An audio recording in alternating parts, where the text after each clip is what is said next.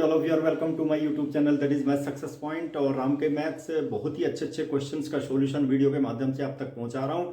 और my dear student, अभी जो टॉपिक हमारा चल रहा है ना, वो दैट इज डिटर्मिनेंट। और डिटर्मिनेंट में भी बहुत ही ज़्यादा इंपॉर्टेंट कंडीशन और क्वेश्चंस मैं आप लोगों को के साथ में डिस्कस कर रहा हूँ रिलेटेड विद द कंसिस्टेंसी और inconsistency of the system of linear equations.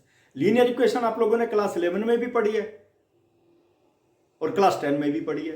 Linear equation में क्या होता है कि जब सॉल्यूशन एग्जिस्ट करता है, यानी कि one solution, system of equation having one solution, तो क्या होता है, कंसिस्टेंट हो जाता है ना। Unique solution, the system of equation having the unique solution, यानी कि वन सॉल्यूशन। दो लाइन एक पॉइंट पर इंटरसेक्ट करती हैं, ठीक है। दूसरा क्या हो जाता है, इनकंसिस्टेंट के लिए क्या होता है, जब system of equation having no solution तो इनकंसिस्टेंट हो जाता है, ठीक है ना। और डिपेंडेंट होती है ना, कोइंसिडेंट लाइन होती है, तो system of equation having the infinitely many solution. देखिए यहां पे क्या है, वहां तो हम लोगों ने algebraic condition, algebraic method use करके लीनियर इक्वेशंस का सॉल्यूशन निकाला था। इनके सब्स्टिट्यूशन मेथड है, ग्राफिकल मेथड है, एलिमिनेशन मेथड है। यहां पे क्या करेंगे ना, मैट्रिक्स मेथड हम लोग यूज करेंगे to find out the solution of the linear pair of equations. लेकिन मैट्रिक्स मेथड कैसे यूज करेंगे, सबसे पहले हम लोग क्या करेंगे, डिटर्मिनेंट वैल्यू निकालेंगे, फिर एडजॉइंट निकालेंगे, उसके बाद हम चेक करेंगे कंसिस्टेंसी और inconsistency of the pair of equations, यानी कि सिस्टम ऑफ इक्वेशंस, ठीक है। चलिए माय डियर स्टूडेंट, मैं आप लोगों को सबसे पहले देखिए फॉर्मूले जानना बहुत जरूरी है। जब तक फॉर्मूला ही नहीं होगा, यानी कि कंडीशन ही नहीं होगी, प्रोसीजर का पता नहीं चलेगा, तो क्वेश्चन का सॉल्यूशन कैसे निकलेगा। चलिए सबसे पहले हम प्रोसीजर देखते हैं, फॉर्मूला क्या होगा, क्या फॉर्मूला अप्लाई करके हम लोग क्वेश्चन का सॉल्यूशन निकालेंगे, ठीक है। देखिए माय डियर स्टूडेंट, सबसे पहले मैं लूंगा consistent system. System will be consistent, कैसे होगा, if there will be one solution, one or more solution exist, okay. The system of equation is consistent. देखिए मैं यहां पर लिख देता हूं, the system of equation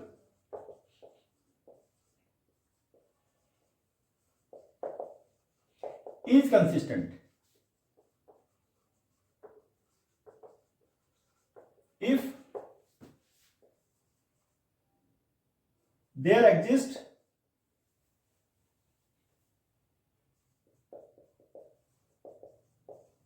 one or more solution।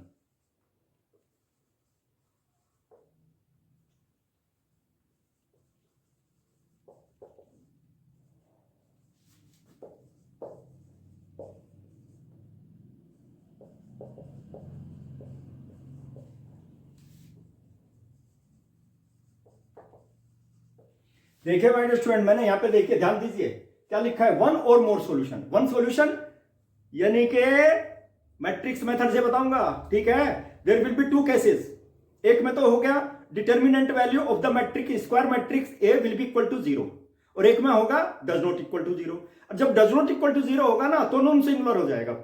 Non singular जब मैट्रिक्स होगी तभी जाकर के इनवर्स भी एग्जिस्ट करेगा, inverse of the matrix exist करेगा, और क्या होगा, सॉल्यूशन भी एग्जिस्ट करेगा। अदरवाइज सॉल्यूशन हो भी सकता है, नहीं भी हो सकता है।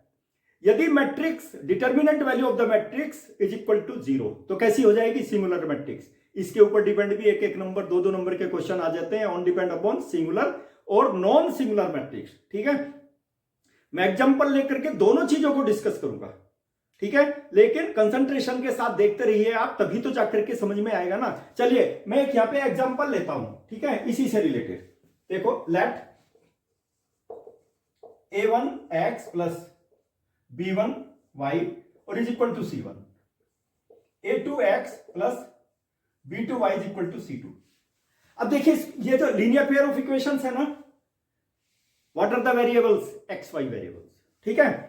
और माय डियर स्टूडेंट, मैं इसको मैट्रिक्स की फॉर्म में चेंज करूंगा। चलिए सबसे पहले A will be equal to क्या हो जाएगा, देखो, कोफिशिएंट ऑफ एक्स और y in the form of column. देखो a1 a2 b1 b2, ये ले लीजिए my dear student, coefficient of x first column में, coefficient of y second column में, और उसके बाद कैपिटल एक्स की वैल्यू क्या हो जाएगी, दो वेरिएबल है ना, एक्स और वाई, ठीक है। और उसके बाद b क्या होगा, b will be equal to c1 और c2, जो कांस्टेंट वैल्यूज है ना, उनको b की फॉर्म में रख दीजिए। तो आपके पास क्या मैट्रिक्स आ जाएगी, देखो ये आ जाएगी, a x will be equal to b, ठीक है। और माय डियर स्टूडेंट, जब सॉल्यूशन निकालेंगे ना by using the matrix method, सबसे पहले आपको इनवर्स निकालना पड़ेगा, इनवर्स ऑफ द मैट्रिक्स, और उसके बाद ही आप एडजॉइंट भी निकालना पड़ेगा। एडजॉइंट निकाल करके इनवर्स निकालिए और उसके बाद सॉल्यूशन निकाल सकते हैं। तो माय डियर स्टूडेंट देखिए, ए इनवर्स आप कैसे निकालोगे, X will be equal to A inverse B, यानी कि एक्स मतलब ये, ठीक है। तो यहां से आपका सॉल्यूशन आ जाएगा, ठीक है। लेकिन मैं क्या बताना चाह रहा हूं, आप एक चीज के ऊपर ध्यान दीजिए, ये तो बात मैट्रिक्स निकाली ना, इसके आप डिटर्मिनेंट वैल्यू निकालेंगे, ठीक है। If the determinant value does not equal to 0, देखिए यहां पर if determinant value does not equal to 0, तो क्या हो जाएगा, ए इनवर्स एग्जिस्ट। ये याद रखना बहुत इंपॉर्टेंट है, ये तभी ए इनवर्स एग्जिस्ट करेगा, नहीं तो ए इनवर्स एग्जिस्ट नहीं करेगा। ए इनवर्स एग्जिस्ट करेगा तो सॉल्यूशन एग्जिस्ट, सॉल्यूशन एग्जिस्ट। और सॉल्यूशन भी कैसा होगा my dear student, unique solution होगा। मैंने बताया ना, one or more solution, there will be one solution, solution exist, और सिस्टम ऑफ इक्वेशन कैसा हो जाएगा, consistent. Therefore the system of equation is consistent, consistent, ठीक है। ये केस नंबर 1 में है माय डियर स्टूडेंट, ध्यान देना आप लोग, केस 1 फर्स्ट केस में आएंगे ये चीजें, ठीक है। सेकंड केस की भी चीज बताऊंगा, दैट विल बी, लेकिन वो बाद में बताऊंगा। सबसे पहले आप यहां पे ये देख लीजिए, ठीक है। अरे इनकंसिस्टेंट कब हो जाएगा, ये तो कंसिस्टेंसी की बात होगी। सपोज सॉल्यूशन एग्जिस्ट नहीं करता, सॉल्यूशन डज नॉट एग्जिस्ट, तो क्या होगा, system of equation will be inconsistent. देखिए यहां पे इन लगा देता हूं नंबर 2 में, नंबर टू में मैं यहां पे लगाऊंगा इनकंसिस्टेंट। सेकंड केस, इनकंसिस्टेंट क्या हो जाएगा, if the system of equation is inconsistent, if there does not exist, there does not exist solution, does not exist solution of the system of equation, तो कैसा हो जाएगा, इनकंसिस्टेंट हो जाएगा my dear student, ठीक है।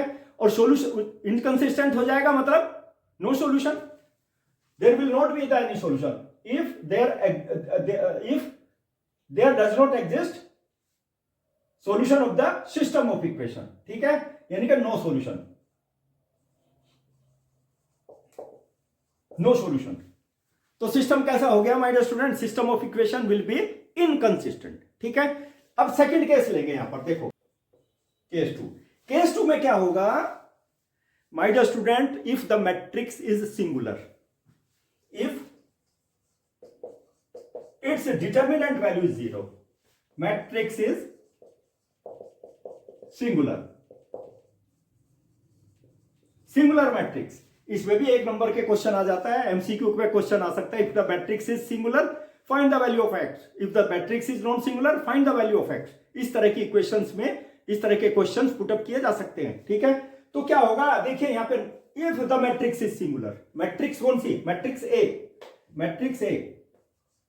इज सिंगुलर, ठीक है। और सिंगुलर के भी 2 केस होंगे। फर्स्ट केस देखिए, इसमें क्या होगा, फर्स्ट केस में आपको एक तो एडजॉइंट निकालना पड़ेगा, एडजॉइंट ऑफ द मैट्रिक्स, इसका एडजॉइंट निकाल लीजिए। देखिए यहां पर क्या होगा, एडजॉइंट, यहां पे कंडीशन लिख देता हूं माय डियर स्टूडेंट, देखिए if adjoint A multiplied with B, इसलिए मैंने यहां पे लिखा मल्टीप्लाइड विद बी यहां से आएगा, ठीक है। It is does not equal to null matrix, ये 0 नहीं है, इट इज द ओ मतलब null matrix.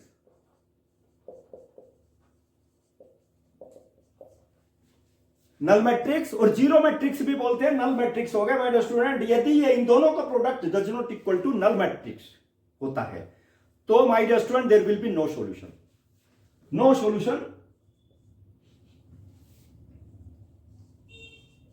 No solution, and the system of equation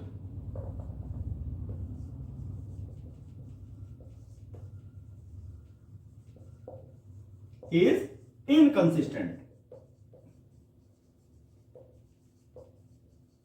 ध्यान दीजिए माय डियर स्टूडेंट, इस कंडीशन में यदि ये प्रूव हो जाता है तो डायरेक्ट लिख दीजिए system of equation is inconsistent. और माय डियर स्टूडेंट डेफिनेटली बताता हूं, इस तरह का क्वेश्चन जरूर आएगा कहीं ना कहीं, चाहे वो कॉम्पिटिटिव एग्जामिनेशन में आए या आपके बोर्ड एग्जामिनेशन में आए, रिलेटेड विद द कंसिस्टेंसी और इनकंसिस्टेंसी।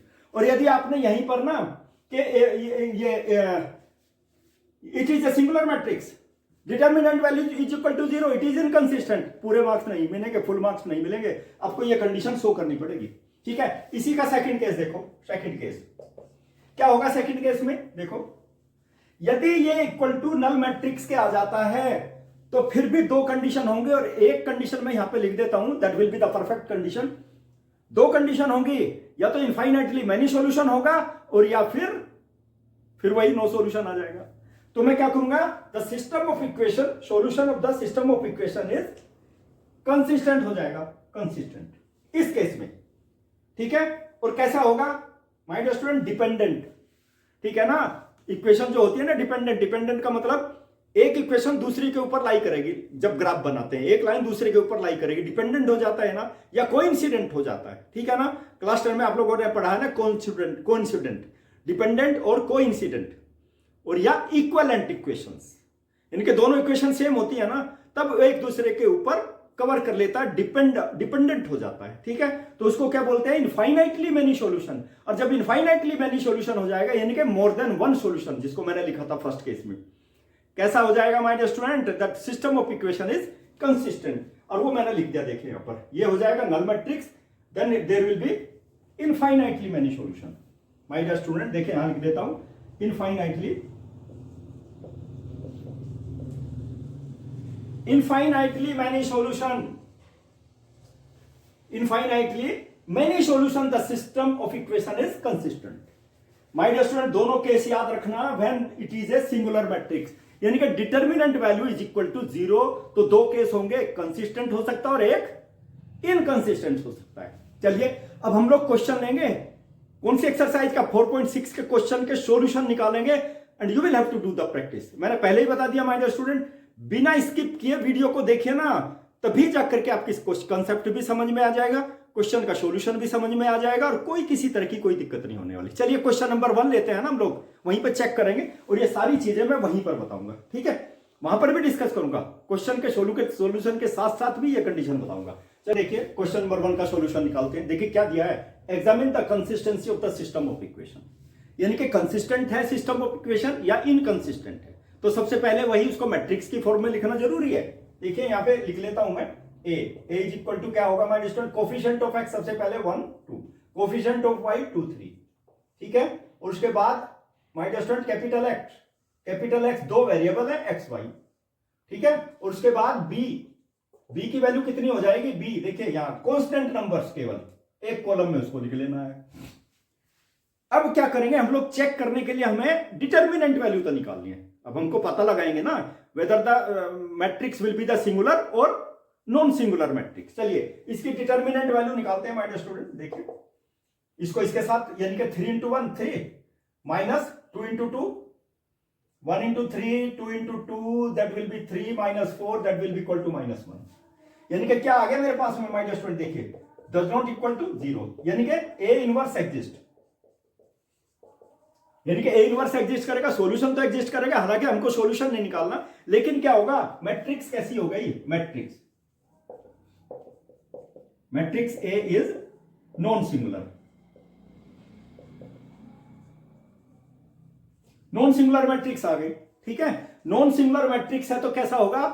सॉल्यूशन एग्जिस्ट करेगा, सॉल्यूशन एग्जिस्ट। ठीक है, इनवर्स एग्जिस्ट यानी कि solution exist, hence solution of system of equation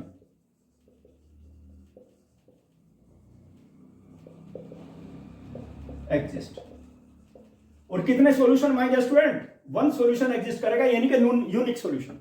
और यूनिक सॉल्यूशन आप, मैंने बताया ना, मैट्रिक्स मेथड से आप यूनिक सॉल्यूशन निकाल सकते हैं, वो हम लोग निकालेंगे। सबसे पहले ये कंडीशन हम लोग एग्जिस्ट कर देते हैं। देखिए मैंने एक ही चीज में एक नंबर के, दो नंबर के कई क्वेश्चन आप इस तरह से सॉल्व कर सकते हैं, कई क्वेश्चन का सॉल्यूशन निकाल सकते हैं इस तरह से। यानी कि आपको यह भी पता चल गया मैट्रिक्स सिंगुलर है या नॉन सिंगुलर है, एक नंबर का क्वेश्चन आ सकता है। आपको यह भी पता चल गया system of equation is consistent और इनकंसिस्टेंट। तो क्या हो गया, नॉन सिंगुलर है, सॉल्यूशन एग्जिस्ट कर रहा है, तो सिस्टम कैसा हो गया माय डियर स्टूडेंट, देखिए सिस्टम ऑफ इक्वेशन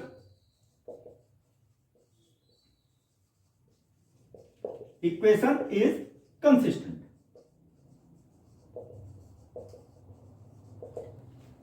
सबसे ज्यादा इंपॉर्टेंट यही है, कंसिस्टेंट है। एक एक नंबर के कई क्वेश्चन जनरेट हो गए इसके अंदर में, ठीक है। चलिए अब क्या करते हैं हम लोग, क्वेश्चन नंबर 2 भी देखते हैं, क्वेश्चन नंबर 2 का सॉल्यूशन देखते हैं। बाकी चीजें मैंने एज इट इज छोड़ दी, ठीक है।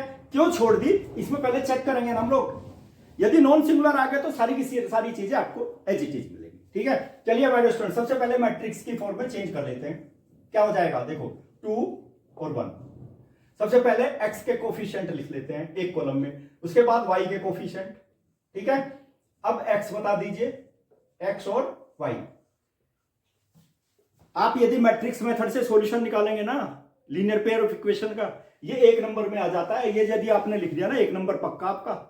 यदि 5 नंबर में क्वेश्चन आता है ये मैट्रिक्स मेथड का, ठीक है। यदि 3 linear equation, pair of equation, linear equations यदि दी हैं तो देखिए यहां पे। और b की वैल्यू कितनी हो गई, b बता दीजिए 5 और 4। अब इसकी डिटर्मिनेंट वैल्यू निकालते हैं हम लोग। चलिए देखिए माय डियर स्टूडेंट, देखिए डिटर्मिनेंट वैल्यू में भी आप इसको ऐसे लिख सकते हैं डिटर्मिनेंट की फॉर्म में, ठीक है। कितना होगा, 2 × 1 और माइनस, देखो 1 × -1, नेगेटिव टू नेगेटिव पॉजिटिव हो जाएगा, 2 + 1 = 3, यानी कि does not equal to 0, does not equal to 0, ठीक है। देखो my dear student, same thing, similar kind of thing. यदि ये नॉन सिंगुलर है ना, A inverse exist, matrix A is non singular, ठीक है। नॉन सिंगुलर आगे solution of the system of equation exist, यानी कि वन सॉल्यूशन एग्जिस्ट करेगा, ठीक है। और क्या होगा, system of equation is consistent, ठीक है ना। यानी कि ये चीज जो मैंने लिखी है ना, ये लगभग सभी क्वेश्चन में काम आ जाएगी, बताइए। और इससे इजी क्या होगा, यानी कि एक ही चीज को मैं सब क्वेश्चंस में अप्लाई करूंगा। चलिए क्वेश्चन नंबर 3 लेते हैं ना। 3 देखो क्या है, क्वेश्चन नंबर बहुत ही ज्यादा इंपॉर्टेंट क्वेश्चन है ये, ध्यान दीजिए आप लोग। क्वेश्चन नंबर 3 क्या होगा, इसको मैट्रिक्स के फॉर्म में लिख लेते हैं सबसे पहले, बताइए। यानी कि सब फर्स्ट कॉलम में x के कोफिशिएंट, दूसरे कॉलम में y के कोफिशिएंट, ठीक है। और उसके बाद x y, और उसके बाद b की वैल्यू कितनी हो गई, देखो b की वैल्यू हो गई 5 और 8। बहुत इंपॉर्टेंट है ये, इसको जानना बहुत जरूरी है। मैट्रिक्स की फॉर्म में कैसे चेंज करेंगे, हमने मैट्रिक्स की फॉर्म में चेंज कर दिया इसको। अब इसकी डिटर्मिनेंट वैल्यू निकालते हैं। चलिए देखो, इसकी डिटर्मिनेंट वैल्यू कितनी हो जाएगी माय डियर स्टूडेंट, इसको इसके साथ मल्टीप्लाई कर दो, यानी कि 1 को 6 के साथ में और 2 को 3 के साथ में।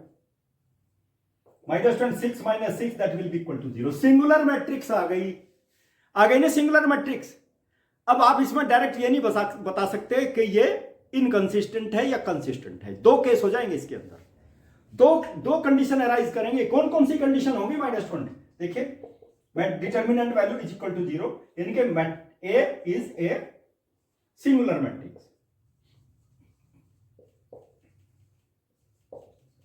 Singular matrix. अब सिंगुलर मैट्रिक्स में क्या करेंगे ना हम लोग, एडजॉइंट निकालेंगे। अब सबसे पहले फर्स्ट केस नंबर 1 में देखो, find adjoint, find adjoint A. चलिए एडजॉइंट निकालने के लिए फिर वही कोफैक्टर्स आपको लिखने पड़ेंगे, यानी कि A11, A12, A21, A22। Cofactor जब भी निकालो इसको लिख लो माय डियर स्टूडेंट अलग से, ठीक है। कोफैक्टर बिल्कुल सही निकलेंगे। A11 will be equal to -1 to the power 1 + 1। देखो फर्स्ट एलिमेंट का cofactor, delete this column this row, 6 आ गया और पॉजिटिव 6 आ गया। मैंने बताया मैं डायरेक्ट भी निकाल सकता हूं इसका एडजॉइंट, ठीक है। क्या करूंगा, इनको इंटरचेंज कर दूंगा, इनके साइन चेंज कर दूंगा, एडजॉइंट आ जाएगा। लेकिन नहीं, मुझे तो कोफैक्टर भी तो निकालने हैं ना आगे। कोफैक्टर निकालने की प्रैक्टिस करनी है आपको, लगभग टाइम उतना ही लगता है। चलिए A12 मतलब ये -1 to the power 1 + 2, ठीक है।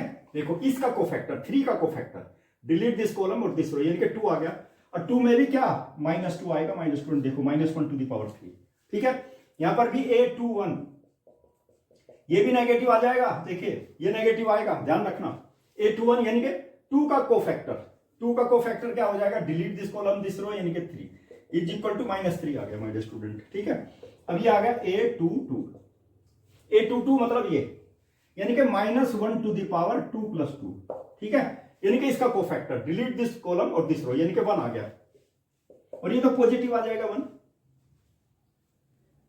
एडजॉइंट देखिए, एडजॉइंट में बच्चे गलतियां करते हैं एडजॉइंट निकालने में, इसलिए ध्यान दीजिए। Adjoint A will be equal to, देखो यहां लिखूंगा मैं ट्रांसपोज,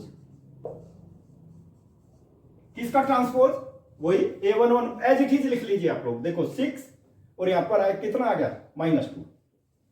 ठीक है, और यहां पर A21 कितना है -3 और 1।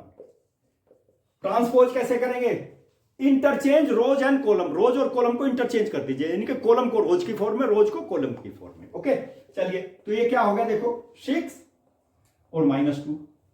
ठीक है, और ये -3 और 1, यानी कि इस रो को मैंने कॉलम की फॉर्म में चेंज कर लिया, देखो, और इस रो को नेक्स्ट कॉलम की फॉर्म में चेंज कर लिया। और मैंने बताया था ना, डायरेक्ट भी आप एडजॉइंट निकाल सकते हैं। कैसे, यानी कि इनका साइन चेंज कर लीजिए, देखो इन दोनों का साइन चेंज कर लिया और इनको इंटरचेंज किया, ये यहां आ गया, ये यहां आ गया, देखो हो गया ना एडजॉइंट। डायरेक्ट मेथड से भी निकाल सकते हैं एडजॉइंट, लेकिन वो तभी निकालना जब 1 नंबर का क्वेश्चन दिया और आपको केवल आंसर पर ही टिक करना हो। अंडरस्टैंड। चलिए माय डियर स्टूडेंट, अब ये वैल्यू आ गई मेरे पास में। अब हमको ये निकालना है कि ये कैसा है, कंसिस्टेंट है या इनकंसिस्टेंट है। मैंने बताया ना, इसकी भी 2 कंडीशन है, तो कंसिस्टेंसी और इनकंसिस्टेंट यूजिंग, देखिए एडजॉइंट ए और इनटू बी के साथ मल्टीप्लाई करेंगे। एडजॉइंट की वैल्यू लिख लीजिए, ये आ गया देखो 6 और -2। ठीक है, और ये आ गया -3 और 1, और बी की वैल्यू क्या है 5 और 8। माय डियर स्टूडेंट, मल्टीप्लीकेशन का मैं मेथड बता चुका, वीडियो देखिए, एक एक पॉइंट क्लियर होता चला जाएगा। ये मत सोचो कि मेरा छोटा सा बोर्ड है simple. My dear student, smart board से अच्छा है ये बोर्ड। स्मार्ट बोर्ड में क्या करोगे ना, अधिकतर चीजें ओवरलैपिंग करती चली जाती हैं। ठीक है ना, और कुछ चीजें समझ में भी नहीं आते, फटाफट उल्टे सीधे लाल पीले हरे रंग के लगा करके दे दीजिए। इससे बढ़िया बोर्ड कोई नहीं है, सबसे बेस्ट बोर्ड है ये। ठीक है ना, और माय डियर स्टूडेंट, इसलिए एक एक पॉइंट मैं अपने हाथ से लिखता हूं, लिख करके तब आप लोगों को बताता हूं, समझाता हूं। देखिए माय डियर स्टूडेंट, अब इन दोनों को मल्टीप्लाई करेंगे। प्रोडक्ट कब एग्जिस्ट करता है, प्रोडक्ट तब एग्जिस्ट करेगा, दो मैट्रिक्स को आप मल्टीप्लाई करेंगे। कब मल्टीप्लाई कर सकते हैं, जब पहली मैट्रिक्स के नंबर ऑफ कॉलम और दूसरी मैट्रिक्स के नंबर ऑफ रोज सेम हो। ठीक है, देखो इसके 2 कॉलम हैं, 2 रोज हैं, मल्टीप्लीकेशन एग्जिस्ट। ठीक है, नहीं तो मल्टीप्लाई भी नहीं कर सकते आप। चलिए अब इनको मल्टीप्लाई कीजिए, बताइए। देखो फर्स्ट एलिमेंट के लिए यहां पे corresponding element, first row first column. चलिए ठीक है, 6 × 5, ध्यान दीजिए 3 × 8, यानी कि प्लस -3 और इंटू 8। देखो इसको इसके साथ मल्टीप्लाई किया, इसको इसके साथ मल्टीप्लाई, यानी कि फर्स्ट रो के फर्स्ट एलिमेंट। ठीक है, सेकंड, अब देखो ये एक रो बच गई ना, सबसे पहले मल्टीप्लाई करो, -2 × 5। ठीक है, प्लस 1 × 8, कितना आ गया माय डियर स्टूडेंट, देखो यहाँ पे 30 तो ये आ गया, और यहाँ पे कितना आ गया, देखो यहाँ पे देखिए माय डियर स्टूडेंट, 3 × 8 24। यहाँ पे देखो कितना आ गया, यहाँ पे देखिए माय डियर स्टूडेंट -10। ठीक है, और +8। मुझे बता दो कितना आ गया ये, देखो यहाँ पे 30 - 24 6। देखो यहाँ पर -10 + 8 -2 आ गया, और माय डियर स्टूडेंट ये आ गया मेरे पास में, क्या आ गया देखो, oh that will be most important step आ गया my dear student, adjoint A into B, यानी कि does not equal to null matrix. Null matrix के इक्वल नहीं है, देख लीजिए ये नल मैट्रिक्स थोड़ा ही है, यानी कि इसकी वैल्यू इसके इक्वल आ गई। Does not equal to null matrix मतलब ओ। ठीक है, और जब ये इसके इक्वल नहीं है तो क्या हो जाएगा माय डियर स्टूडेंट, मैंने बताया था ना सीधा, no solution, inconsistent, system of equation is inconsistent, यानी कि solution does not exist, solution does not exist. ठीक है, और सिस्टम ऑफ इक्वेशन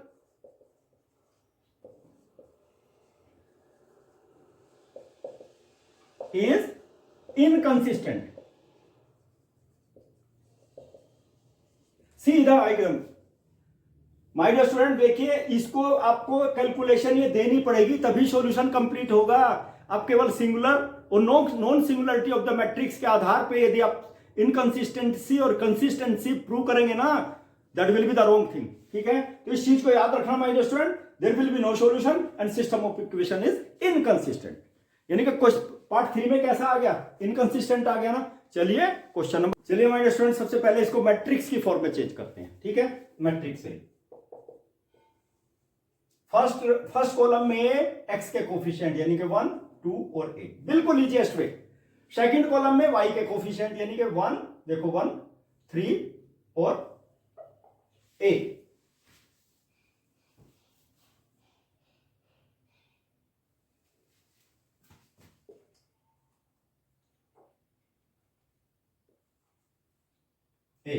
और यहां पे माइनस 1 देखो 1 2 और 2a। x is equal to minus 1, 3 variable आ जाएंगे x y z। ठीक है, और b will be equal to minus 1, देखिए b की वैल्यू आ गई 1 2 और 4। मैट्रिक्स की फॉर्म आ गई। बस अब डिटर्मिनेंट वैल्यू निकालनी है। डिटर्मिनेंट वैल्यू से ही हम डिसाइड करेंगे whether the system of equation is consistent और इनकंसिस्टेंट। चलिए इसकी डिटर्मिनेंट वैल्यू निकालते हैं, लेकिन expanding with respect to first row के रेस्पेक्ट में ही मैं एक्सपेंड करूंगा, इसका ध्यान दीजिए आप लोग। ठीक है, चलिए माय डियर स्टूडेंट देखिए 1 मैंने बताया था डिलीट दिस कॉलम और दिस रो, यानी कि इसको इसके साथ मल्टीप्लाई करो 3 इंटू 2a। डायरेक्ट करता हूं माय डियर स्टूडेंट, देखिए delete this column, 3 into 2 6a। ठीक है, और माय डियर स्टूडेंट इसको इसके साथ में यानी कि 2a। चलिए अब -1 डिलीट दिस कॉलम और दिस रो, इसको इसके साथ में मल्टीप्लाई करो 4a और इसको इसके साथ में 2a। ठीक है, बिल्कुल इजीएस्ट वे में। अब 1 ले लीजिए, डिलीट दिस कॉलम और दिस रो, यानी कि 2 को a के साथ में यानी कि 2a और 3 को a के साथ में -3a। बिल्कुल इजीएस्ट वे में बताऊंगा माय डियर स्टूडेंट। ठीक है, चलिए अब ये कितना आ गया, देखो 4a तो ये आ गया। अब यहां पे कितना आ गया, देखो 2a -2a आ गया। ओके, और देखो यहां देखिए माय डियर स्टूडेंट -a आ गया। यहां पे देखो कितना आ गया, 4a -3a और इज इक्वल टू a। यानी कि क्या आ गया मेरे पास में, देखिए डज नॉट इक्वल टू 0, यानी कि a inverse exist. A inverse exist करेगा ना, इसी से पता लग जाता है हमको। मैं इसमें एक ही क्वेश्चन में सारी चीज बताऊंगा। ए इनवर्स एग्जिस्ट, मैट्रिक्स कैसी है, नॉन सिंगुलर, वो भी लिख देता हूं। Matrix A is non singular, non singular. ठीक है, और माय डियर स्टूडेंट कैसा सॉल्यूशन एग्जिस्ट करेगा, वन सॉल्यूशन एग्जिस्ट करेगा, one solution exist.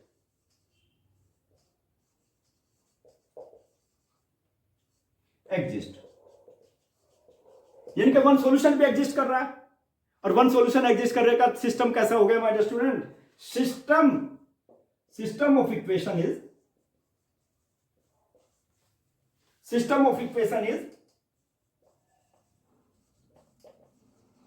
Is consistent. My dear student देखिए यहां पे लिख दूंगा मैं, सिस्टम ऑफ इक्वेशन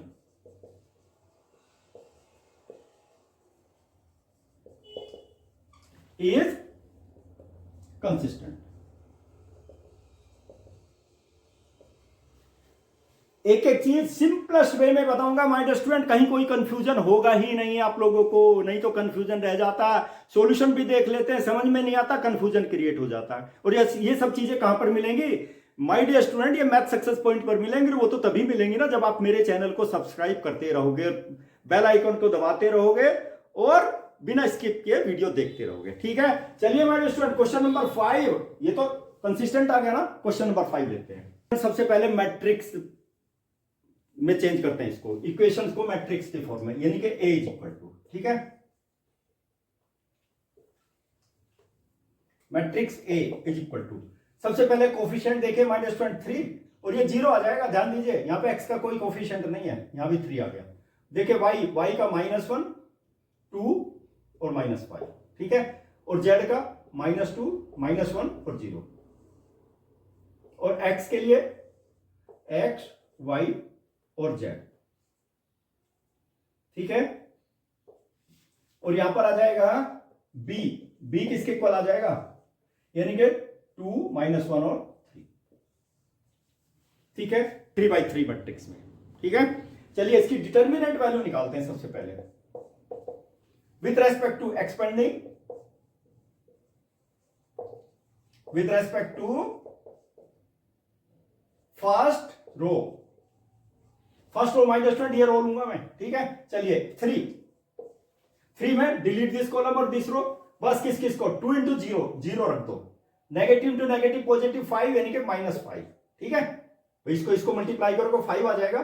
चलिए अब देखिए माइनस स्टूडेंट यहां माइनस है, यहां भी माइनस है, ठीक है। चलिए डिलीट दिस कॉलम और दिस रो, यानी कि 0 × 0 0, इसको मल्टीप्लाई कर दो -3 आ जाएगा, लेकिन +3 आ जाएगा फिर, ठीक है। देखो इस यहां लिया ना, डिलीट दिस कॉलम और दिस रो, ठीक है। इसको मल्टीप्लाई करो, इसको करो, यानी कि नेगेटिव आ गया ना, फिर नेगेटिव है तो पॉजिटिव आ जाएगा। चलिए अब क्या करेंगे, माइनस, देखिए यहां पे प्लस फिर -2 है यहां पर, ठीक है ना, ध्यान दीजिए। तो ये -2 है, डिलीट दिस कॉलम और दिस रो, यानी कि इन दोनों को मल्टीप्लाई करेंगे 0 आ जाएगा, इन दोनों को मल्टीप्लाई करोगे तो कितना आ जाएगा, 6 आ जाएगा। Okay my dear student. चलिए अब देखो इसमें क्या आ गया माय डियर स्टूडेंट, देखिए -15 आ गया, 3 को इसके साथ multiply, negative into negative positive, +3 आ गया। और यहां पे देखो my dear student negative into negative positive, यानी कि 12 आ गया। और कितना आ गया, -15 और +15, और माय डियर स्टूडेंट 0 आ गया, देख लीजिए, यानी कि determinant value is equal to 0। बढ़ गया ना वर्क, हमें तो पता ही नहीं है, तो सिंगुलर मैट्रिक्स आ गई, यानी कि matrix A is singular.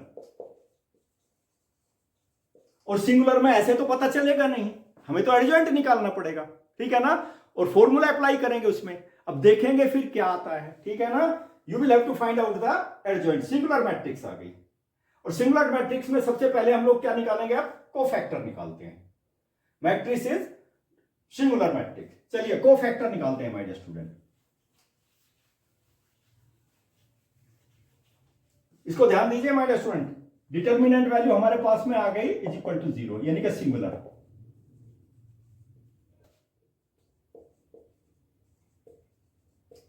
Find cofactors.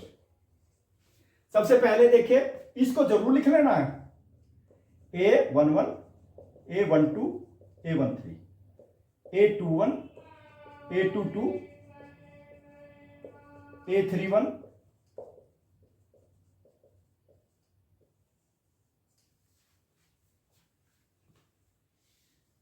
My dear student ये मैट्रिक्स लिख लेना कोफैक्टर्स की फॉर्म में, ठीक है। कोफैक्टर सबसे पहले A11, यानी कि -1 टू द पावर 1 + 1, ठीक है। इसका कोफैक्टर निकालेंगे। इसका कोफैक्टर निकालने के लिए डिलीट दिस कॉलम और दिस रो, यानी कि कौन सा बचा, ये बच गई केवल। माय डियर स्टूडेंट देखिए ध्यान दीजिए आप लोग, कौन कौन से बचे, delete this column this row, यानी कि इन दोनों को मल्टीप्लाई कर दो, 0 आ गया। इन दोनों को मल्टीप्लाई करो 5, और फिर 5 आ गया ना, -5 आ गया, ध्यान दीजिए आप लोग, ठीक है। It will be equal to my dear student, देखो ये पॉजिटिव है और ये नेगेटिव 5 आ गया, ध्यान दीजिए। अब डायरेक्ट इसी से निकालूंगा मैं कोफैक्टर्स, अंडरस्टैंड। अब देखिए अब किसका कोफैक्टर निकालेंगे, ए, देखो यहां पे A12, यानी कि -1 टू द पावर 1 + 2, हमें पता लग जाएगा ना कौन सा साइन है। इसका कोफैक्टर डिलीट दिस कॉलम और दिस रो, यानी कि इस रो को डिलीट कर दीजिए, इस कॉलम को, कौन कौन सा, 0, और इसको मल्टीप्लाई कीजिए माय डियर स्टूडेंट, 3 × -1 -3 +3 आ जाएगा, ठीक है। अब इसका कोफैक्टर देखो, ये तो नेगेटिव है ना, यानी कि -3 आ गया, -3 कोफैक्टर। अब हमें लेना लास्ट वाला A13, -1 टू द पावर 1 + 3, यानी कि पॉजिटिव आएगा ये तो, ठीक है। 13 ये है, -2 का कोफैक्टर, डिलीट दिस कॉलम और दिस रो, यानी कि 2 को -5 से मल्टीप्लाई करो 0, और 3 × 2 6, देखिए यहां पे आ गया माइनस 0 -6, देख लो, डिलीट दिस कॉलम और दिस रो, इसको मल्टीप्लाई करो और इसको करो, यानी कि ये तो ये तो 0 आ गया, 0 -6 आ जाएगा, और यानी कि कितना आ गया माय डियर स्टूडेंट, कोफैक्टर -6 आ गया, बिल्कुल इजीएस्ट वे में, ठीक है, ज्यादा कैलकुलेशन भी नहीं करनी पड़े। अब सेकंड रो के कोफैक्टर निकाल दो, सेकंड रो कोफैक्टर A21, ठीक है ना, A21 माइनस स्टूडेंट नेगेटिव हो जाएगा I plus j, second row first column I plus j यानी कि A21। ठीक है, A21 में ये है, इसका निकालना जीरो का cofactor. Delete this column this row. देखो इसको भी डिलीट कर देना, इसको भी कर देना। कौन कौन से बचे? देखो यहां पर जीरो, -1 इंटू जीरो, जीरो आ गया। फिर मैंने बताया ना डिलीट दिस रो और दिस कॉलम। कौन कौन से बचे? ये बचे ना, और फिर ये बचे नेगेटिव। देखिए 5 into two, negative to negative positive, 5 into two 10, और फिर एक यहाँ पे तो 10 नेगेटिव दिया है ना, नेगेटिव हो जाएगा, देख लीजिए। ठीक है, कितना हो गया? ये भी नेगेटिव और ये भी नेगेटिव, पॉजिटिव 10 आ गया my student cofactor. Understand? Cofactor का ध्यान रखना है। मैंने बताया किसका, फर्स्ट वाले का कोफैक्टर निकालना हमको, इसका कोफैक्टर निकाला ना, डिलीट दिस कॉलम दिस रो, इसको मल्टीप्लाई करो और इसको मल्टीप्लाई कर दो केवल। ठीक है, और ये -10 आ गया। चलिए अब किसका निकालना है? A22 -2 to the power, sorry -1 to the power 2 + 2, यानी कि A22 2 का निकालना है इसका। देखो इस रो को और इसको डिलीट कर दीजिए, ये रो और ये कॉलम। कौन कौन से बचे? देखो 3 इंटू 0 0, 3 इंटू 0 देखो यहां पर। ठीक है, और इसको मल्टीप्लाई कीजिए, -6 आ गया ना, +6 आ जाएगा, लीजिए। और ये पॉजिटिव है तो +6 आ गया माय स्टूडेंट, इसका कोफैक्टर, इसकी वैल्यू। अब ये ले लो, क्या है? 2 3, A23 माय स्टूडेंट, A23 देखो A21 A22 A23, यानी कि नेगेटिव आएगा। -1 टू दी पावर 2 + 3, यानी कि ये तो नेगेटिव हो गया, 2 + 3 ये है। डिलीट दिस रो, यानी कि याद रखो जब इस रो को लेते हैं ना तो यही रो रखनी है, कॉलम चेंज होगा, केवल रो सेम रहेगी। Delete this column this row, यानी कि 3 इंटू 5, यानी कि -15 हो गया माइनस 20। देखिए -15, इसको इसके साथ में और इसको इसके साथ में -20, ये भी -3 हो गया, लेकिन वहां ऑलरेडी माइनस है तो +3 हो जाएगा। देखो ये भी नेगेटिव और ये आ गया -12, यानी कि +12 आ गया my student cofactor. Negative into negative positive. चलिए अब क्या करेंगे? लास्ट रो ले लीजिए A31 -1 टू दी पावर 3 + 1। ठीक है, कितना हो गया माइनस? देखो पॉजिटिव होगा, पावर 4 है, इवन है। किसका? ये 3 का। Delete this column delete this row और दिस कॉलम, यानी कि इन दोनों को मल्टीप्लाई कर दो, नेगेटिव इंटू नेगेटिव पॉजिटिव 1। अब देखो यहाँ पे 2 इंटू 2 4 हो गया, लेकिन -4 होगा, फिर ऑलरेडी माइनस है तो +4 हो गया, देख लीजिए। ठीक है भाई, हमको इसका निकालना है। डिलीट दिस कॉलम दिस रो, फिर से देख लीजिए, इन दोनों को मल्टीप्लाई करो, इन दोनों को मल्टीप्लाई करो, ये तो पॉजिटिव हो गया और ये भी पॉजिटिव हो जाएगा क्योंकि एक साइन यहाँ पे है। ठीक है, और ये पॉजिटिव है तो +5 आ गया। कंफर्म कर लीजिए। A32 -1 to the power 3 + 2। ठीक है, 3 + 2 ये है। डिलीट दिस और दिस कॉलम माय स्टूडेंट, देखो ये और ये डिलीट कर दीजिए, इसको मल्टीप्लाई करना है, इसको करना है। देखो 3 इंटू 1 -3, देखो इसको। ठीक है, और इन दोनों तो 0 आ गया। देखो ये भी नेगेटिव और ये भी नेगेटिव, यानी कि +3 आ गया माय स्टूडेंट, देख लीजिए। -1 टू दी पावर 5 यानी कि नेगेटिव। फिर इसका निकालना हमें क्या है? A33, यानी कि -1 टू दी पावर 3 + 3। ठीक है, इसका निकालना डिलीट दिस, देखो ये रो और ये कॉलम, इन दोनों को मल्टीप्लाई कर लो बस, 5 और ये तो 0 आ गया, यानी कि 5 - 0, यानी कि 5 आ गया भाई। ठीक है, अब एडजॉइंट निकालना हमें, तो सभी कोफैक्टर्स को लिख लीजिए आप लोग। ठीक है, अब इनको तो मैं हटा देता हूं, यही लिखूंगा। एडजॉइंट क्या हो जाएगा? ट्रांसपोज।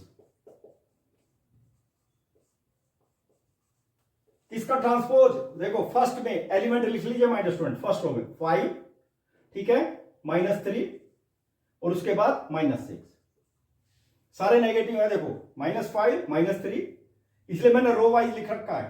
2 1 यानी कि 10, 2 2 माय स्टूडेंट 6, 2 3 देख लीजिए 12 है, यानी कि लास्ट रो में देखिए माय स्टूडेंट 5। ठीक है, और ये कितना आ गया माय स्टूडेंट? देखिए 3 और फिर लास्ट 5। अब इसको ट्रांसपोज निकालना ना, इंटरचेंज रोज एंड कॉलम्स को इंटरचेंज कर लीजिए, दैट विल बी एडजॉइंट आ जाएगा, यानी कि -5। देखो ये रो है, इसको कॉलम में चेंज कर दो, -3 और -6, यानी कि 10 6 और 12।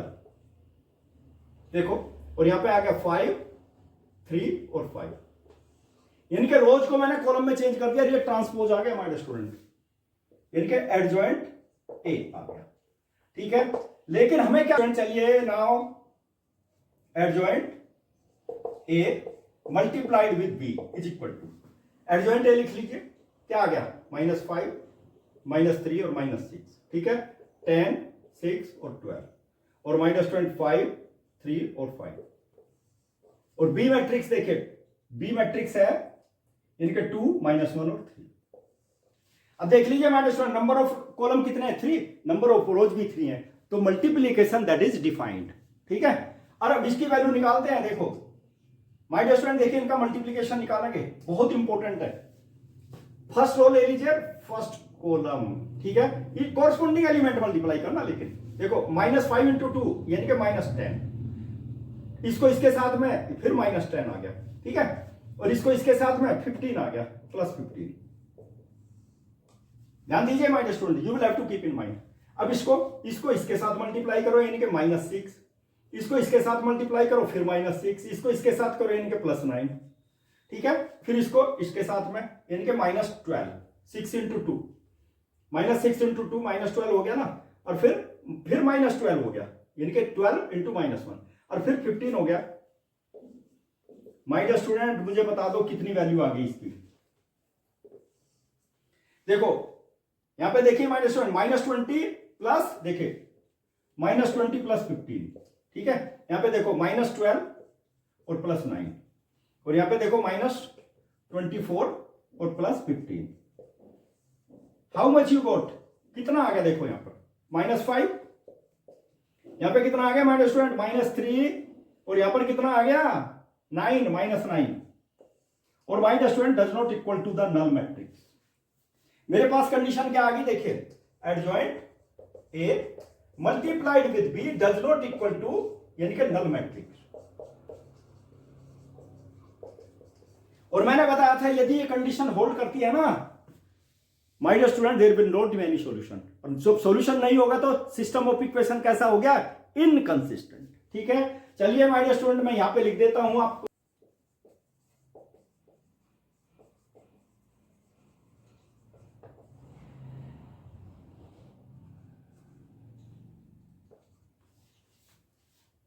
having no solution, यानी कि आप ऐसे भी लिख सकते हो यानी कि solution does not exist.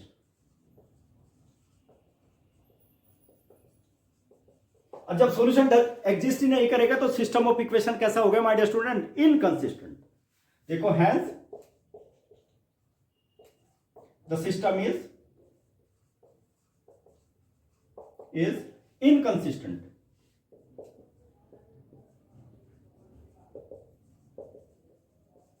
My dear student एक एक चीज टेक्निकल वे में बताया हूं which is very very important for you to learn, ठीक है। चलिए अब नेक्स्ट क्वेश्चन लेते हैं, क्वेश्चन नंबर 6। क्वेश्चन नंबर 6 में भी हम लोग एग्जामिन करेंगे whether the system of equation is consistent और इनकंसिस्टेंट। चलिए स्टार्ट करते हैं।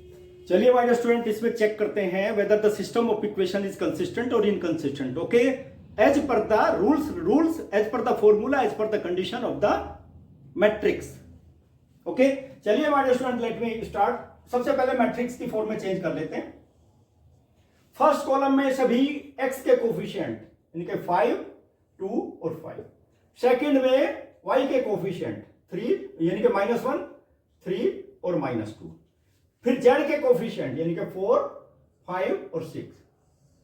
कुछ नहीं, कैपिटल X, तीन ही तो वेरिएबल हैं x y और z, और b की वैल्यू कितनी है my dear student, let me take यानी कि 5 2 और 1। एक नंबर पूरा हो जाता है इतने में ही, इतना लिखने में ही एक नंबर मिल जाएगा आपको, ठीक है। इसलिए पता रहना चाहिए उसको, मैट्रिक्स की लीनियर पेयर ऑफ इक्वेशंस को आप सिस्टम ऑफ लीनियर इक्वेशन को, यानी कि पेयर तो दो ही होता है, सिस्टम ऑफ लीनियर इक्वेशन को आप मैट्रिक्स की फॉर्म में कैसे चेंज करेंगे, ठीक है। चलिए अब डिटर्मिनेंट वैल्यू निकालते हैं हम लोग, लेकिन याद रखना expanding with respect to first row, बस ये याद रखना, फर्स्ट रो के रेस्पेक्ट में ही हम लोग इसको एक्सपेंड करेंगे। चलिए माय डियर स्टूडेंट बताइए, यानी कि 5 देखो माय डियर स्टूडेंट, ध्यान दीजिए, मेरे जो हाथ है ना, हाथों के एक्शन के ऊपर ध्यान दीजिए बस। यानी कि 5 ले लिया मैंने, डिलीट दिस कॉलम और दिस रो, इसको इन दोनों को मल्टीप्लाई करेंगे, 18 हो गया देखो, और फिर नेगेटिव है यानी कि पॉजिटिव हो जाएगा 10, 2 इंटू 5 10 होता है ना, फिर नेगेटिव है वहां पर, ठीक है। देखो यहां पर, यहां तो मैं दोनों लिख देता हूं, नेगेटिव -1, ठीक है। और यहां पे ध्यान दीजिए -1, डिलीट दिस कॉलम और दिस रो, देखो इसको और इसको, ये दोनों आ गए ना 12 और ये दोनों 25, ठीक है। ध्यान दीजिए, अब डिलीट दिस कॉलम और दिस रो, ये दोनों को मल्टीप्लाई कहीं को किया, अब 4 ले लीजिए, +4, ठीक है।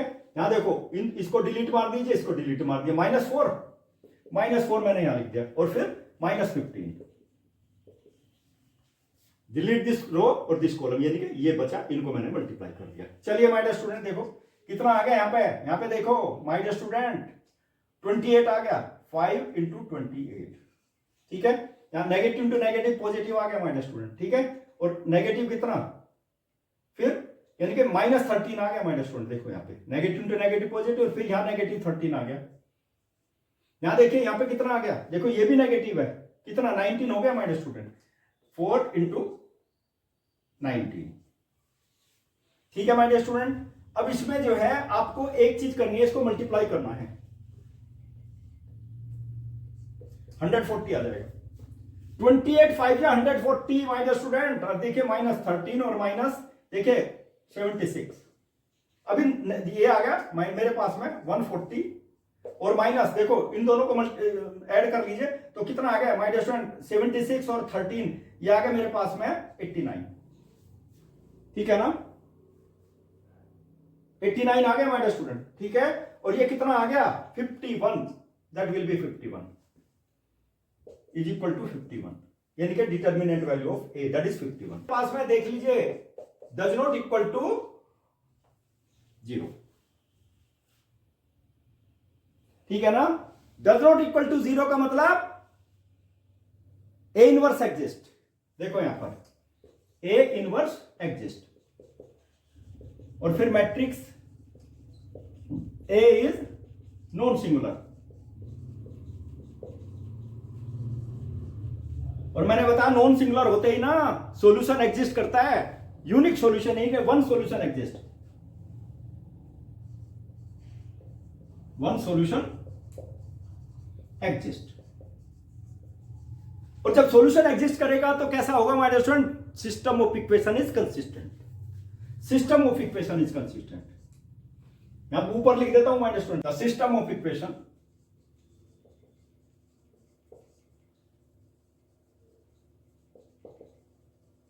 इज कंसिस्टेंट,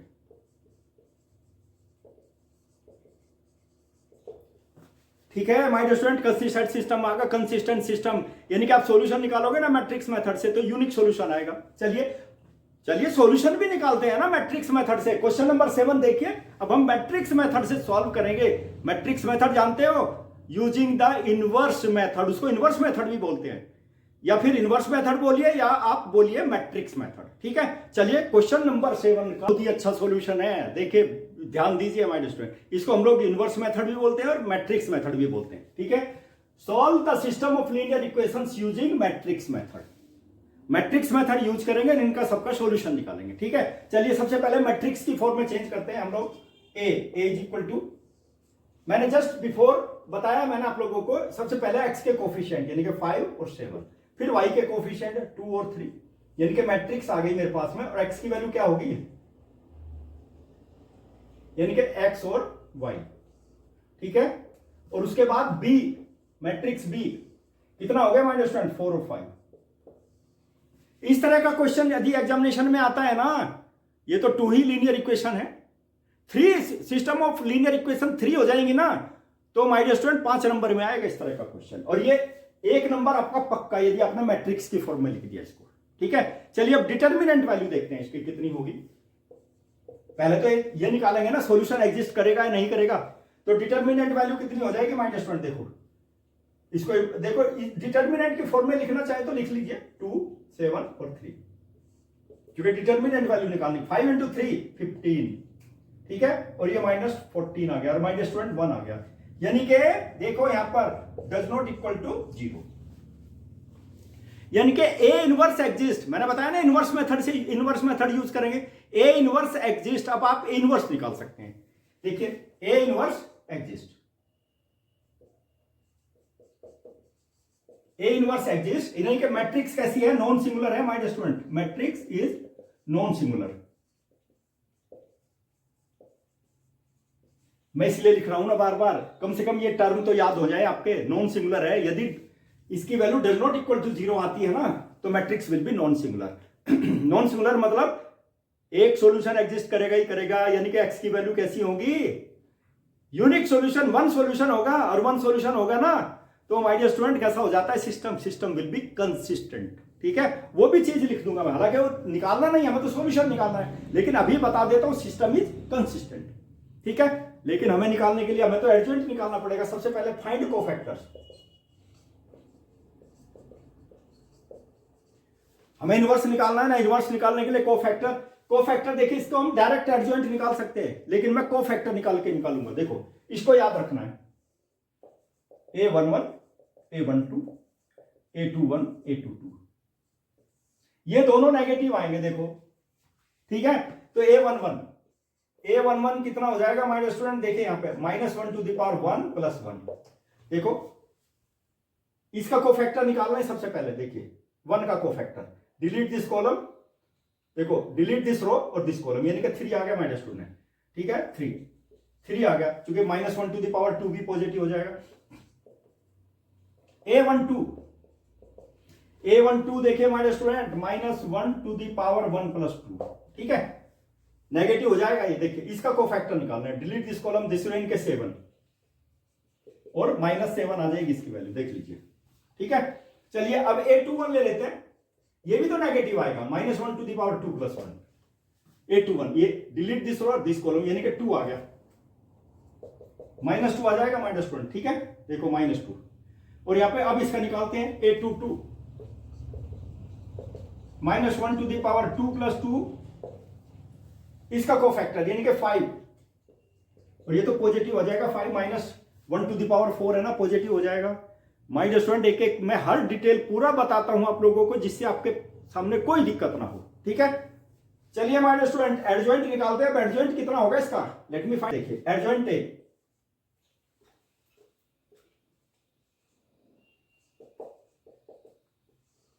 एडजॉइंट देखिए माय डियर स्टूडेंट, देखो यहां पे आ गया एडजॉइंट। सबसे पहला एलिमेंट हमारे पास 3, ट्रांसपोज लिखेंगे इसका, ट्रांसपोज वर्ड्स में लिख देता हूं, ट्रांसपोज ऑफ, देखो यहां पे A11 3 आ गया। ठीक है, और ये आ गया कितना, -7। ठीक है, और यहां पे ये कितना आ गया, -2, और ये कितना आ गया 5, यानी कि इसका ट्रांसपोज माय डियर स्टूडेंट देखो, इंटरचेंज रोज एंड कॉलम्स, यानी कि 3 और -7 देखो, और -2 और 5, और मैंने क्या बताया माय डियर स्टूडेंट, देखो ये रहा। ठीक है, साइन चेंज कर दीजिए और इनको इंटरचेंज कर दीजिए, 5 की जगह 3, 3 की जगह 5, देख लीजिए आगे ना। जो डायरेक्ट भी आप निकाल सकते हैं, लेकिन हमें तो इनवर्स निकालना है, ए इनवर्स निकालना है। ठीक है, और इसकी डिटर्मिनेंट वैल्यू कितनी है, 1 है, देख लीजिए पॉजिटिव 1। अंडरस्टैंड, चलिए हमें ए इनवर्स निकालने के लिए क्या करेंगे, ए इनवर्स निकाल दी, A inverse my dear student, यहां पे देखिए ए इनवर्स निकालने के लिए डिटर्मिनेंट वैल्यू ऑफ ए और एडजॉइंट ए, डिटर्मिनेंट वैल्यू तो 1 है ना, देखो 1 लिखी हुई है, और एडजॉइंट देखो यहीं पे लिखा हुआ है माय डियर स्टूडेंट, 3 और -7 और -2 और 5, यानी कि ये आ गया मेरे पास में, ये इनवर्स आ गया, देखो 3 और -2 और -7 और 5, इनवर्स आ गया ना, और माय डियर स्टूडेंट सॉल्यूशन आ गया। देखो सारे फॉर्मूले याद रखने, और यानी कि 4.5 में भी इसी तरह के क्वेश्चन मैंने सोल्व किए, वहां पर भी कोफैक्टर्स निकाले, इनवर्स भी निकाला, और इनवर्स आपने निकाल लिया तो सॉल्यूशन आ जाएगा। ठीक है ना, इससे पहले वाली एक्सरसाइज में भी इनवर्स, अधिकतर क्वेश्चन में इनवर्स निकाला मैंने, कोफैक्टर्स निकाले। तो इतने ज्यादा क्वेश्चन को सॉल्व करने के बाद तो ऑटोमेटिकली प्रैक्टिस हो जाती है, आदमी ऐसे ही परफेक्ट बन जाता है। ठीक है ना, प्रैक्टिस जरूर कीजिए, आलस्य मत कीजिए। पता है आलस्य मनुष्य का दुश्मन होता है, याद रखना।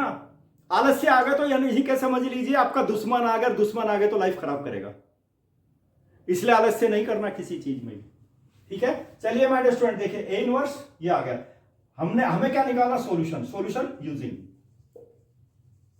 x is equal to A inverse, ये फॉर्मूला यूज करेंगे भाई, देखो ठीक है, क्या है ये फॉर्मूला, ए इनवर्स, देखो ए इनवर्स तो ये आ गया मेरे पास में 3 और -7 और -2 और 5, और माय डियर स्टूडेंट बी की वैल्यू है मेरे पास, अब इनको मल्टीप्लाई करना है, देखो ए इनवर्स आ गया, बी आ गया, दोनों को मल्टीप्लाई करना है, ध्यान दीजिए, you will have to C,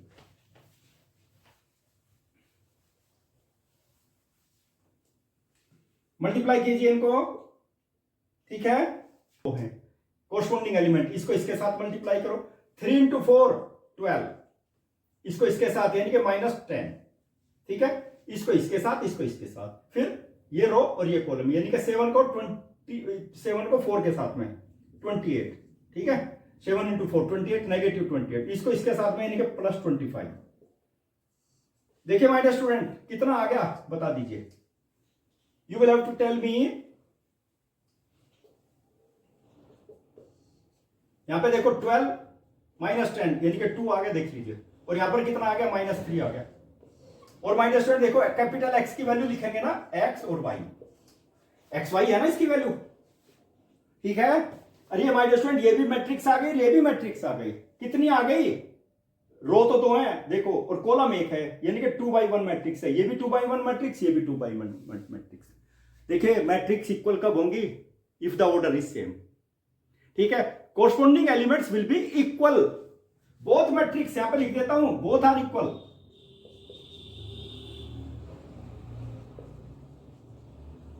equal matrix की डेफिनेशन यूज करना है, if corresponding elements are equal,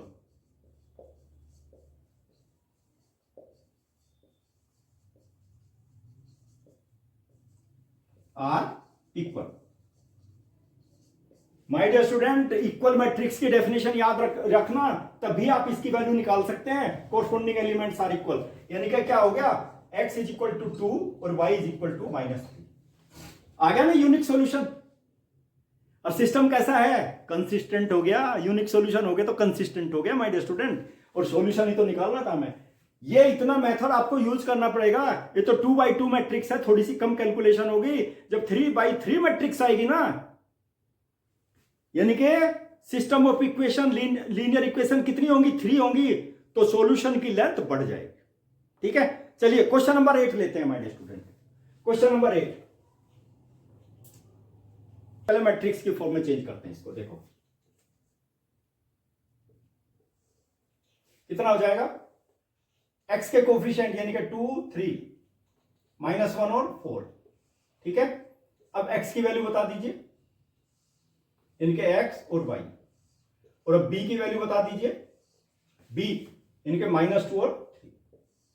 सबसे पहले डिटर्मिनेंट वैल्यू निकालते हैं, डिटर्मिनेंट वैल्यू ऑफ इट कितना हो जाएगा, दोनों इसको मल्टीप्लाई कर दो बस, 8 और -3, 2 और -1 दोनों को मल्टीप्लाई किया, -3 आ गया ना, कितना आ गया, 8 + 3 यानी कि 11 आ गया हमारे स्टूडेंट, यानी कि देखो does not equal to 0, A inverse exist, यानी कि matrix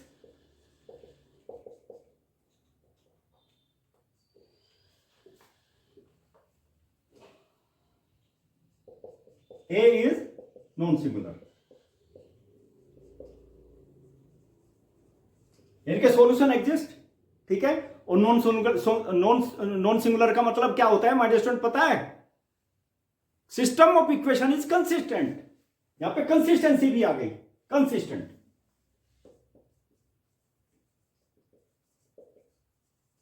system of equation is consistent, ठीक है, और हमें तो सॉल्यूशन निकालना है, ए इनवर्स एग्जिस्ट यानी कि सॉल्यूशन एग्जिस्ट, सॉल्यूशन एग्जिस्ट करेगा तो क्या करेंगे माय डियर स्टूडेंट, सबसे पहले कोफैक्टर निकालेंगे, फाइंड कोफैक्टर्स,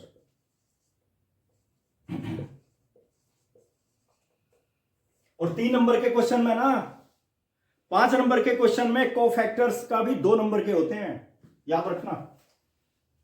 सबसे पहले a11 यानी कि -1 to the power 1 + 1, ठीक है। चलिए माय डियर स्टूडेंट इसका कोफैक्टर 2 का कोफैक्टर, डिलीट दिस रो और दिस कॉलम यानी कि 4, और ये 4 ही आ जाएगा, पॉजिटिव होगा। देख लो A12 -1 टू द पावर 1 + 2, देखो नेगेटिव होगा, -1 टू द पावर 3 है, पहले ध्यान दीजिए आप लोग, यानी कि ये डिलीट दिस कॉलम दिस यानी कि 3 आ गया, 3 यानी कि -3, ठीक है। उसके बाद A21 ये भी नेगेटिव होगा, 2 + 1, A21 इसका cofactor, delete this column this row यानी कि -1, ठीक है। ये कितना हो जाएगा, ये भी नेगेटिव, ये भी नेगेटिव 1 हो गया। A22 कितना होगा, -1 to the power 2 + 2 cofactor, last वाले का निकालेंगे ना, delete this column this row यानी कि 2 और -2 ही आ गया, ये देखो पॉजिटिव आएगा। अब ट्रांसपोज निकालते हैं, ट्रांसपोज मतलब एडजॉइंट, एडजॉइंट ए ट्रांसपोज, किसका ट्रांसपोज, माय डियर स्टूडेंट देखो ये 4 और ये आ गया -3, ठीक है, और यहां पे A21 यानी कि 1 और यहां पर 2, बस ट्रांसपोज निकल जाएगा। इंटरचेंज कर दीजिए, रोज कॉलम को इंटरचेंज कर लीजिए, यानी कि 4 -3 और 1 और 2 आ गया ना एडजॉइंट। और अब इनवर्स निकालना कोई डिफिकल्ट वाली बात नहीं है। चलिए अब हम लोग A inverse 1 determinant value of A और एडजॉइंट ए, यानी कि my dear student determinant value देखो 11 है यहां पर, ध्यान दीजिए, और एडजॉइंट हमारे पास ही आ गया 4 और -3, ठीक है, 1 और 2, ये हमारे पास इनवर्स आ गया। हमें तो सॉल्यूशन निकालना है, सॉल्यूशन निकालने के लिए क्या यूज करेंगे, देखिए using x will be equal to a inverse b, ये यूज करेंगे माय डियर स्टूडेंट, ठीक है। a इनवर्स तो हमारे पास ये आ गया, b ये रखा इधर में, चलिए यूज करते हैं। a इनवर्स ये आ गया 1/11 4 और -3 इनके 1 और 2, ठीक है, और b आ गया मेरे पास में -2 और 3, और इन दोनों को मल्टीप्लाई कर दो, बस वैल्यू क्या है, x की वैल्यू भी लिख दो, यानी कि x और y, ठीक है। चलिए हमारे स्टूडेंट इनको मल्टीप्लाई करते हैं, देखते हैं। देखो नंबर ऑफ कॉलम 2 है ना, नंबर ऑफ रोज भी 2 हैं, कोरस्पॉन्डिंग एलिमेंट यानी कि फर्स्ट एलिमेंट के लिए इसको इसके साथ मल्टीप्लाई करो, इसके साथ में, देखिए 4 × -2 यानी कि -8 आ गया माय स्टूडेंट, देखो इसको इसके साथ में मल्टीप्लाई करो +3, ठीक है। फिर ये रो और ये कॉलम, देखो इसको इसके साथ नेगेटिव × नेगेटिव पॉजिटिव 6, इसको इसके साथ में यानी कि +6, देखिए माय स्टूडेंट ध्यान दीजिए आप लोग, ठीक है, इसको इसके साथ में 6 और इसको इसके साथ में 6, कितना आ गया माय डियर स्टूडेंट, देखो यहां पर आ गया मेरे पास में 1/11, देखिए -5 और यहां पे आएगा 12, और इसको मल्टीप्लाई कर दो, देखो 1/11 से सभी एलिमेंट के साथ में मैट्रिक्स के अंदर में मल्टीप्लाई करेंगे with each and every element, okay. चलिए यहां पे ये आ गया मेरे पास में, देखो -5/11 और दूसरा आ जाएगा 12/11, दोनों एलिमेंट को मल्टीप्लाई कर दिया 1/11 से, और ये क्या आ गया देखो x और y, दोनों मैट्रिक्स इक्वल होंगे, है ना, दो मैट्रिक्स एक ही हो गए, if their corresponding element are same, ठीक है, मैट्रिक्स आर इक्वल, यानी कि x इक्वल टू -5/11 और y is equal to 12/11, my dear student ये सॉल्यूशन आ गया। और इसके लिए मैंने लिखा ना, क्या लिखा है, क्या बताया आपको, 2 matrix will be equal if their order is same, देखो 2 रो है ना, एक कॉलम है 2 रो है, इसकी भी 2 रो 1 कॉलम, यानी कि 2/1 मैट्रिक्स है, ऑर्डर सेम है दोनों का, और जब ऑर्डर सेम होगा तो कोरस्पॉन्डिंग एलिमेंट्स आर इक्वल, तो मैंने इक्वल रख दिया उनको, this is the solution, it is the solution.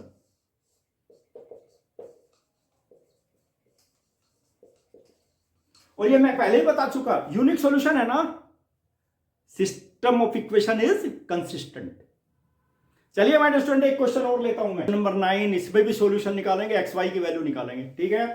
देखिए solve the system of linear equation using matrix method, तो मैट्रिक्स के फॉर्म में चेंज करते हैं। चलिए matrix A, my dear student matrix A कितनी हो जाएगी, देखिए सबसे पहले एक्स के कोफिशिएंट यानी कि 4 और 3, फिर वाई के कोफिशिएंट -3 और -5, ठीक है। एक्स बता दीजिए, दो ही तो वेरिएबल है, एक्स और वाई, और बी क्या हो जाएगा, कांस्टेंट नंबर्स उसी में आ जाएंगे, यानी कि 3 और 7, ये मैट्रिक्स फॉर्म आ गई। और अब डिटर्मिनेंट वैल्यू निकालते हैं इसकी। चलिए determinant value of it. Determinant value के लिए मैंने बताया, देखिए इसको इसके साथ मल्टीप्लाई करो, इसको इसके साथ मल्टीप्लाई। ये देखो 4 × 5 20, लेकिन नेगेटिव आएगा -20। चलिए मैं इसको ऐसे लिखता हूं जिससे आपकी समझ में आ जाए, 4 × -5, ठीक है। और माइनस देखो 3 × -3। अब तो समझ में आ जाएगा ना, इसको इसके साथ, इसको इसके साथ में। यानी कि डिटर्मिनेंट वैल्यू कितनी आ गई देखो, -20, नेगेटिव इंटू नेगेटिव पॉजिटिव +9 और इज इक्वल टू -11। यानी कि माय डियर स्टूडेंट देखिए यहां पर नॉन सिंगुलर आ गया, A is non singular. Non singular यानी कि A inverse exist. A inverse exist मतलब सॉल्यूशन एग्जिस्ट, सॉल्यूशन एग्जिस्ट। सारी चीज लिख दी मैंने, ठीक है। There will be one solution, unique solution and system of equation is consistent. Consistent भी हो गया। यानी कि इसमें मैंने एक एक नंबर के, दो दो नंबर के क्वेश्चन जो एग्जामिनेशन में आते हैं सबको एक्सप्लेन कर दिया। चलिए अब क्या कोफैक्टर निकालेंगे तभी तो सॉल्यूशन निकलेगा। इनके ए इनवर्स निकालेंगे, कोफैक्टर निकाल करके एडजॉइंट निकालेंगे, इनवर्स निकालेंगे और सॉल्यूशन। चलिए my dear student, find cofactors.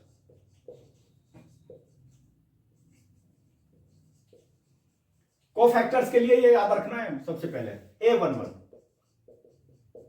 यानी कि -1 × 1 + 1, यानी कि ये तो पॉजिटिव हो जाएगा। देखो -1 × 4 का कोफैक्टर यानी कि delete this column this row, यानी -5 और ये -5 ही आ गया, देख लीजिए, ठीक है। ये पॉजिटिव और ये -5। A12 -1 × 1 + 2, ठीक है। देखो A12 निकाल रहे हैं यानी कि इसका cofactor. Delete this column this row यानी कि 3 आ गया माय डियर स्टूडेंट, और नेगेटिव 3 आ जाएगा। देखो -1 × 3 यानी कि -3। चलिए A21 ये भी नेगेटिव, 2 + 1 नेगेटिव आएगा ना। देखिए दूसरे वाला इसका डिलीट दिस रो और दिस कॉलम यानी कि -3 और ये पॉजिटिव 3 होगा चूंकि ये भी नेगेटिव और ये भी नेगेटिव। चलिए A22 -1 × 2 + 2 पॉजिटिव आएगा माय डियर स्टूडेंट ये, और ये 4 आ गया। 4 मतलब इसका कोफैक्टर डिलीट दिस रो और दिस कॉलम यानी कि 4 आ गया। कितना आ गया, पॉजिटिव 4 आ गया। और एडजॉइंट क्या आएगा माय डियर स्टूडेंट, इसका एडजॉइंट देखिए, adjoint A will be equal to transpose, किसका transpose my dear student, A11। देखो इसी के फॉर्म में लिख दो उसको, -5 और 3 -3 और देखो यहां पर 3 और यहां पर 4। ट्रांसपोज का मतलब इंटरचेंज रोज एंड कॉलम्स, दोनों को इंटरचेंज कर दीजिए। -5 -3 और 3 और 4, ये एडजॉइंट आ गए मेरे पास में। अरे एडजॉइंट आ गया तो इनवर्स तुरंत निकल आएगा। देखिए हमारे स्टूडेंट इनवर्स निकालते हैं, ठीक है। Using will be equal to 1 determinant value of A और एडजॉइंट ए। देखिए माय डियर स्टूडेंट ये तो -11 आ गया। देखो -11 डिटर्मिनेंट वैल्यू, और एडजॉइंट देखिए, एडजॉइंट ये है -5 और -3, ठीक है, और 3 और 4। ये एडजॉइंट आ गया हमारे स्टूडेंट। और एडजॉइंट मैंने बताया था डायरेक्ट भी निकाल सकते हैं, इनके साइन चेंज कर दो। देखो साइन चेंज हो गए, इनको इंटरचेंज कर दो। वेरीफाई भी कर सकते हैं आप, कहीं गलत तो नहीं हो गया वो। और माय डियर स्टूडेंट बी से मल्टीप्लाई करेंगे आप इसको। चलिए अब क्या करते हैं, हमें सॉल्यूशन निकालना है ना, यूजिंग, यानी कि x will be equal to A inverse और B, ठीक है। क्या हो जाएगा ये A इनवर्स तो ये आ गया ना, यानी कि देखिए A इनवर्स के स्थान A इनवर्स की वैल्यू देखो -1/11 यही है ना, और -5 -3 और 3 और 4, ठीक है। और B तो ये रखा है यहां पे 3 और 7। टू अंडरस्टैंड, आपने देखोगे 1/11 जो बाहर में है ना, इसको मैं लास्ट में मल्टीप्लाई करता हूं। क्यों करता हूं पता है, अभी मैं यदि इसको मल्टीप्लाई करूंगा 4 एलिमेंट यानी कि अंदर में जितने भी एलिमेंट है सबके साथ में मल्टीप्लाई करना पड़ेगा, और लास्ट में आते आते 2 या 3 एलिमेंट रह जाते हैं, उनके साथ में मल्टीप्लाई करोगे, इजी हो गया ना, यानी कि टाइम की सेविंग हो जाएगी ना। अब देखो सबके साथ मल्टीप्लाई करूंगा तो कितना लंबी चौड़ी कैलकुलेशन हो जाएगी, इट विल बिकम डिफिकल्ट है। इसलिए याद रखना ये जो लास्ट में है ना, सभी लास्ट में मल्टीप्लाई करना, बिल्कुल लास्ट में। टाइम की सेविंग होगी, डिफिकल्टी नहीं होगी, गलत होने के चांस मिनिमाइज हो जाएंगे। अंडरस्टैंड? चलिए माय डियर स्टूडेंट देखिए, -1/11 लास्ट में मल्टीप्लाई करूंगा, अभी करता ही नहीं मैं इसको। देखो first row first column first element के लिए, यानी कि देखो यहां पे 5 × 3 कितना हो गया, 15 हो गया, माइनस हो गया। देखो इसको इसके साथ में यानी कि प्लस 21 हो गया ना, 7 × 3। अब इसको इसके साथ में मल्टीप्लाई करो यानी कि -9 हो गया, इसको इसके साथ में यानी कि +28 हो गया। बताइए कितना इजी हो गया, 11। और माय डियर स्टूडेंट बता दो इसमें, देखिए 6 आ गया ना, +6। ऑलराइट, और यहां पे बता दो कितना हो गया माय डियर स्टूडेंट, +19 आ गया। कितना इंपॉर्टेंट आ गया ना। दो एलिमेंट के लिए ही के साथ में मल्टीप्लाई करना पड़ेगा, ठीक है ना। कितना आ गया माय डियर स्टूडेंट, देखो x और y, both the matrix are equal if their order is same, corresponding elements are same, equal। देखो अब इसको पहले मल्टीप्लाई तो कर दूं मैं, देखो 1/11 से 6 के साथ में यानी कि -6/11, फिर इसी को 19 के साथ है यानी कि -19/11 लीजिए।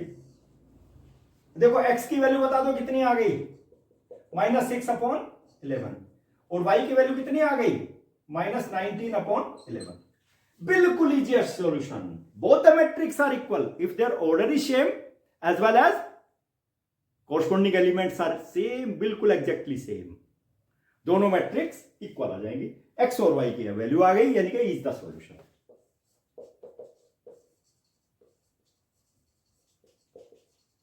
Is the solution of the system of equation. System of equation का सॉल्यूशन आ गया, ठीक। सॉल्यूशन बिल्कुल एक एक पॉइंट बताऊं, कई पॉइंट मैंने छोड़ा नहीं है, यानी कि जो चीजें मुझे नहीं बतानी थी वो भी मैंने बताई है, जिससे आप लोगों को कम से कम प्रैक्टिस हो जाए और आप कहीं भी भूलेंगे नहीं, यानी कि सॉल्यूशन, परफेक्ट सॉल्यूशन आप लिख करके आएंगे एग्जामिनेशन में, फाइनल एग्जामिनेशन में, ठीक है ना। और ये स्मार्ट सॉल्यूशन, स्मार्ट क्वेश्चन का स्मार्ट सॉल्यूशन कहां पर मिलेगा, ये तो मैथ सक्सेस पॉइंट पर ही मिलेगा, और वो तो तभी मिलेगा जब आप मेरे चैनल को सब्सक्राइब करेंगे। Okay my dear student, share my videos. आप भूल जाते हैं ना, आप सब्सक्राइब करते ना, आप लाइक करते ना, आप बेल आइकन को प्रेस भी नहीं करते और ना शेयर करते। माय डियर स्टूडेंट, एक 1.5 घंटे की वीडियो में इतनी मेहनत करता हूं आप लोगों के लिए, so that you will become perfect, लेकिन आप सब कुछ भूल जाते हैं, ठीक है। इनजस्टिस हो जाता है, ऐसा इनजस्टिस नहीं करना है। आप मेरी वीडियो बिना स्किप किए देखिए, यू विल बिकम परफेक्ट, ठीक है। और मेरे चैनल को माय डियर स्टूडेंट सब्सक्राइब भी कीजिए, तुरंत मेरी वीडियो फिर आपके पास पहुंच जाएगी। और फिर पढ़ाई करते रहिए ना घर में बैठ करके, स्मार्ट बोर्ड के ऊपर देखिए आप मेरे सॉल्यूशंस, बिल्कुल कहीं कोई दिक्कत नहीं आएगी और बिल्कुल समझ में आ जाएगा। You will become perfect in mathematics.